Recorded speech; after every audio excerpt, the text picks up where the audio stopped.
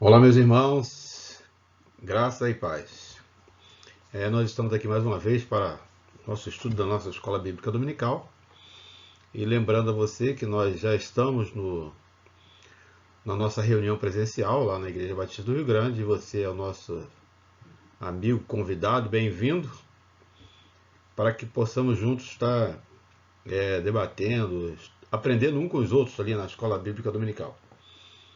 E o assunto que nós vamos estudar hoje, e não estudar exatamente, mas dar uma passada rápida por ele, né? Porque é um assunto muito palpitante e que realmente, em maioria das ocasiões, ela não é de consenso quando do estudo, né? Mas nós precisamos procurar entender à luz do entendimento bíblico e daquilo que nós conseguimos enxergar dentro das Escrituras para podermos fazer aplicação na nossa vida, do nosso cotidiano. E o tema, né, que nós estamos estudando é da Convenção Batista Fluminense, a revista Palavra e Vida, que tem por título, né, por tema desse período, Generosidade em Tempo de Escassez. E o assunto específico deste domingo é generosidade e dízimo.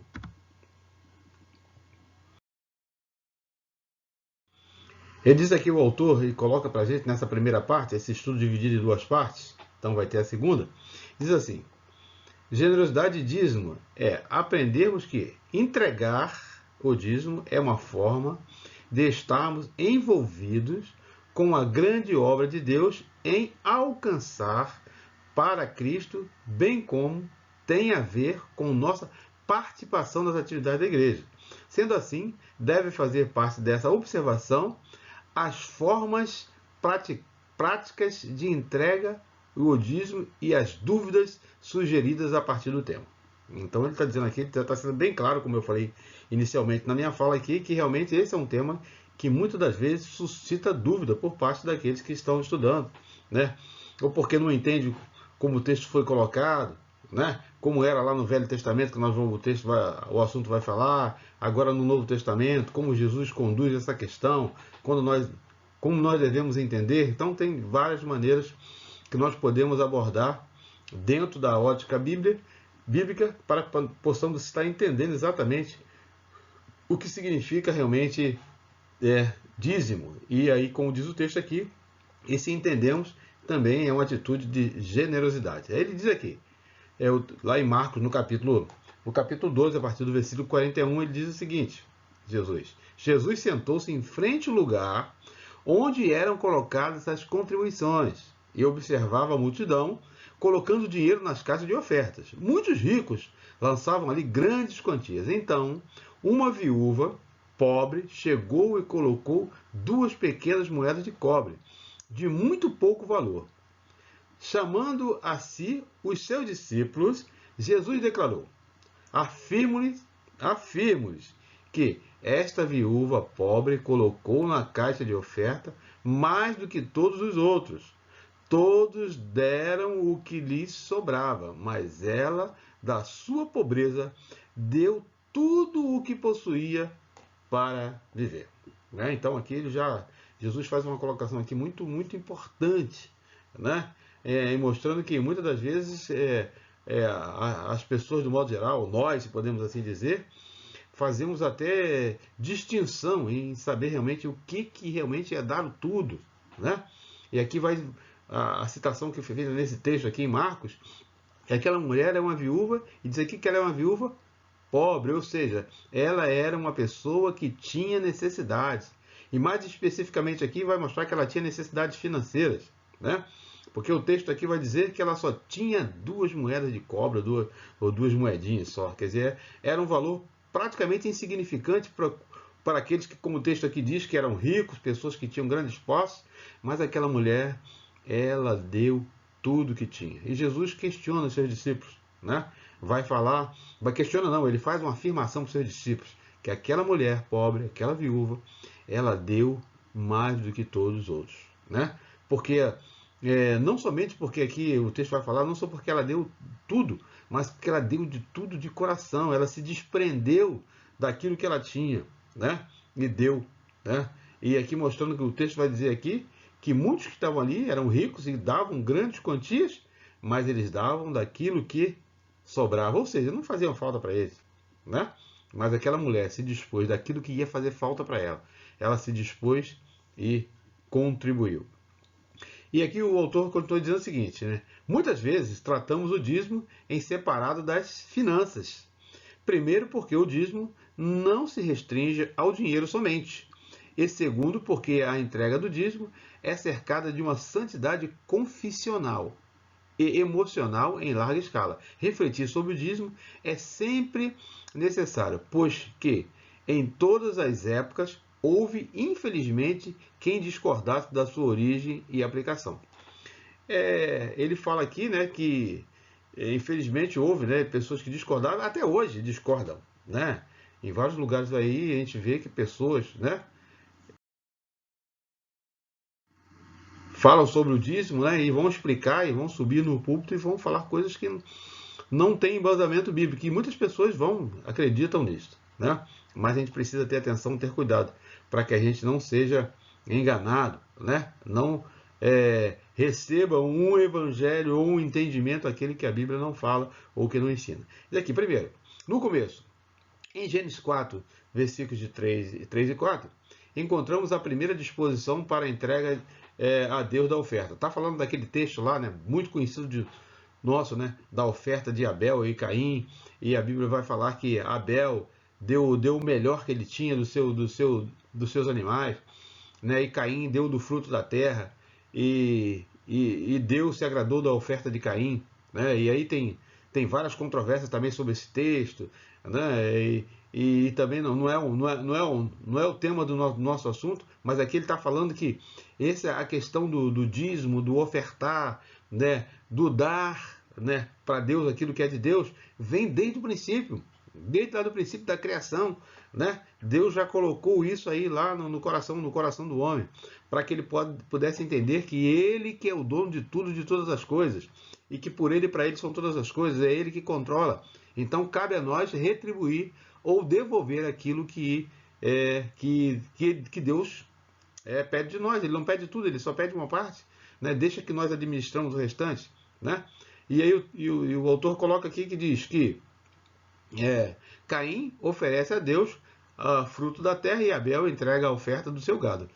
Poderíamos pensar que já seria uma referência ao dízimo. No entanto, é mencionado o termo oferta. Vale considerar que a atitude da entrega foi movida pelo princípio da gratidão, o mesmo princípio que deve nos mover hoje, né? Então ele fala aqui um princípio importante, que é a gratidão, né? Ser grato, porque Deus é dono de tudo. Então nós precisamos estar sempre gratos, agradecer a Ele pelo que Ele é, pelo que Ele faz, pelo que Ele não faz, pelo que Ele promove nas nossas vidas, pelo que Ele não promove, né? Então é porque Ele é o Senhor da história, desde o princípio e hoje e será eternamente. Isso aqui, passando algum tempo, Caim trouxe do fruto da terra e uma oferta ao Senhor. Abel, de sua vez, trouxe as partes das gorduras, das primícias, das crias do seu rebanho. Olha só, ele trouxe das primícias. Então ele deu aquilo que ele tinha de melhor, né? Então essa é a diferença, né? Aqui o texto não fala que Caim deu o melhor, trouxe do fruto da terra, mas fala que Abel trouxe das primícias, né? Ele trouxe o melhor, o primeiro, aquilo que ele tinha com zelo, que ele tratou bem, melhor, que foi melhor produzido, ele trouxe. O Senhor aceitou de grado a oferta de Abel e a sua oferta. Então aceitou não só a oferta, mas ele aceitou Abel entrar na presença dele. Então ele aceitou aquilo que Abel ofereceu, porque ele estava oferecendo o melhor, de coração. E no Novo Testamento, Jesus também deixou claro que a aprovação ao dízimo, ao repreender a hipocrisia dos fariseus. Ai de vocês, fariseus, porque dão a Deus o dízimo da hortelã, né? da arruda, de toda sorte de hortaliças, mas desprezam a justiça e o amor de Deus. Vocês deveriam praticar estas coisas sem deixar de fazer aquelas. Justamente o que faltava no sentimento dos fariseus era o caro princípio da gratidão na entrega do dízimo, né? Ou seja, não dar aquilo que está sobrando, né? Mas dar aquilo, o melhor, aquilo que está no seu coração, aquilo que faz pulsar a sua vida, pulsar a sua alma, né? Dar o melhor. Assim como nós não gostamos de receber o melhor, Deus também quer receber o melhor de nós, né? E nós precisamos fazer dessa maneira. Ele diz aqui: a igreja primitiva cresceu graças à fidelidade dos cristãos nos dízimos e ofertas. O apóstolo Paulo faz menção dos mesmos princípios do Antigo Testamento, os quais reagiu o sustento dos levitas, trazendo-os para a sua realidade como alguém que também dependia do sustento por meio das contribuições dos crentes para continuarem seu ministério. Né? É aquela passagem que Paulo vai dizer que realmente ali as pessoas estavam ali que deveriam ajudar aqueles que viviam do ministério, eles não faziam outra coisa, mas eles precisavam o quê? Comer, beber, vestir, se locomover. Né? Então, e a igreja poderia fazer isso como? Através dos dízimos, né? Dizimando, dando suas ofertas, né?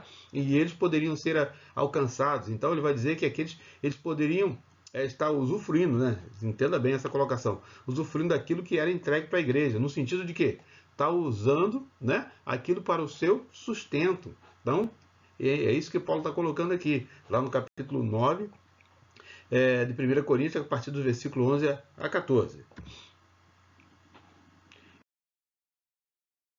Aqui, o dízimo, obrigação ou devoção? Né?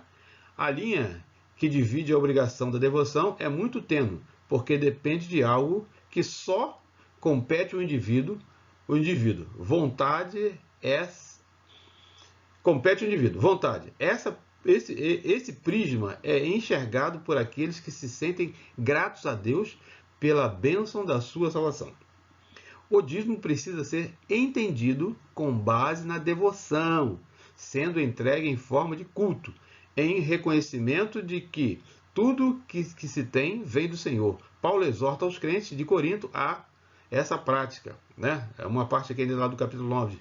Diz aqui: cada um dê conforme determinou seu coração, não com pesar ou com obrigação, pois Deus ama aquele que dá com alegria. Né? Primeiro tem que entender que o coração precisa estar grato, precisa estar alegre, né?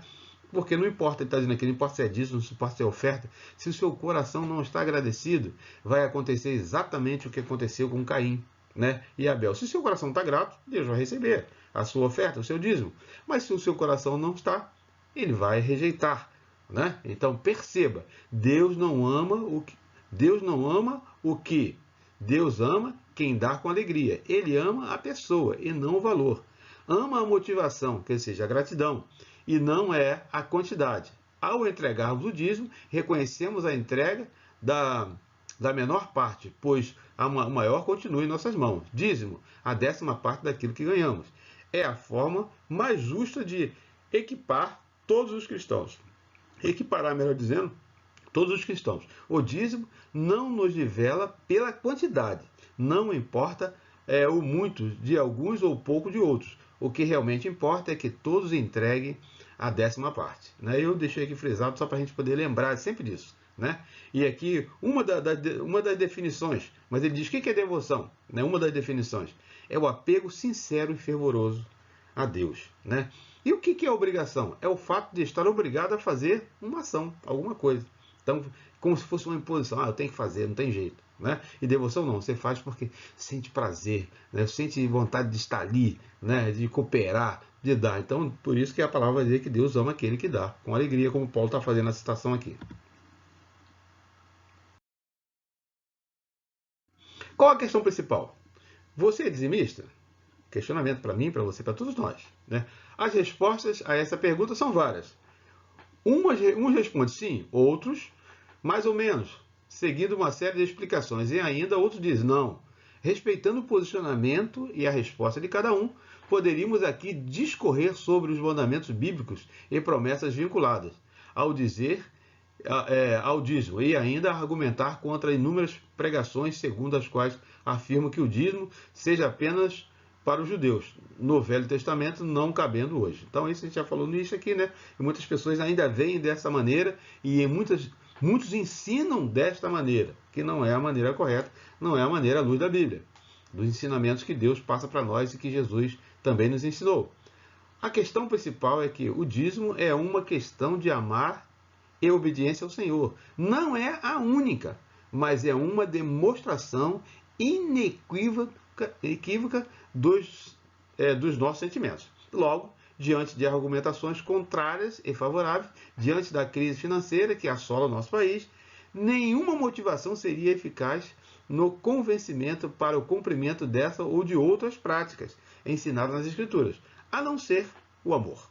Se exercer a prática da entrega voluntária do dízimo, se houver amor no coração do cristão, amor gera gratidão, né? Impulsiona mesmo aqueles atingidos por muitas restrições financeiras ao desejo de participar e ser bênção na vida da igreja.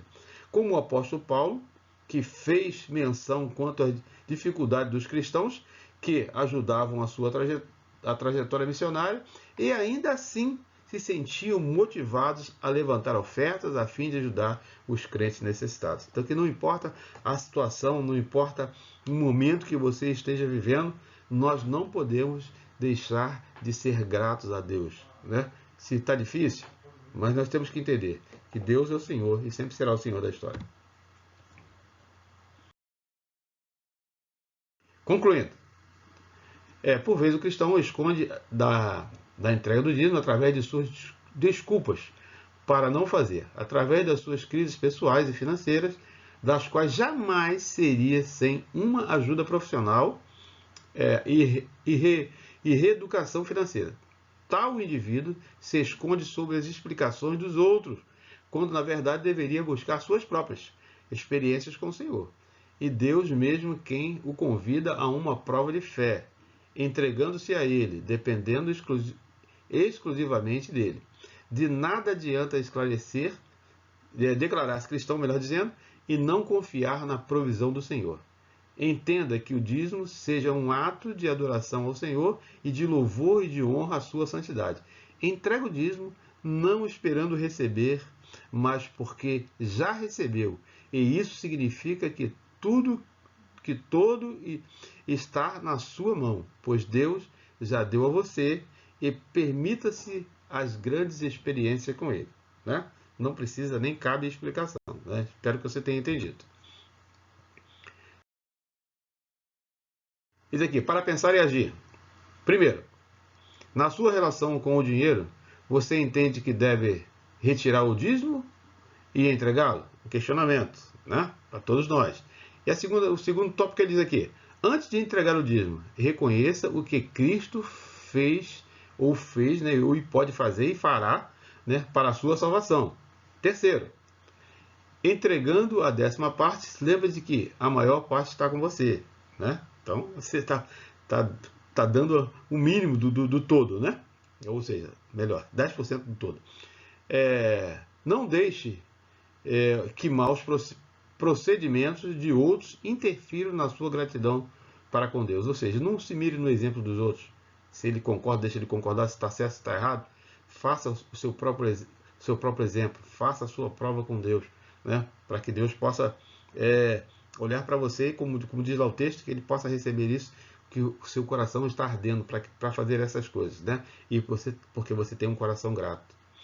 Quinto e último daqui: sinta-se parte relevante nesse processo evangelizador de Deus a favor do mundo por meio do seu dízimo, né? Muitos lugares que eu não posso ir, você não pode ir, né? O pastor da nossa igreja, da sua igreja, não pode ir, né? Os evangelistas da sua igreja não podem ir, mas muitos podem ir. Mas como eles vão chegar até lá, né? Paulo vai falar, né? Como eles pregarão, né? Se não forem enviados, como vão receber a mensagem se não tem quem vá, né? Mas se nós contribuirmos e nosso dinheiro, se podemos assim dizer, que Deus nos deu e permitiu que nós venhamos a contribuir, ele pode chegar às mãos daqueles que podem ir, né, para pregar o Evangelho, até, como diz a palavra de Deus aqui, até os confins da terra. Então, nós somos parte desse todo, dessa evangelização. Mas para isso, como ele fala aqui, nós precisamos fazer isso com gratidão, fazer isso com devoção, fazer isso realmente não por obrigação, mas porque Deus ama aquele que dá com alegria. Graça e paz, que Deus possa te abençoar.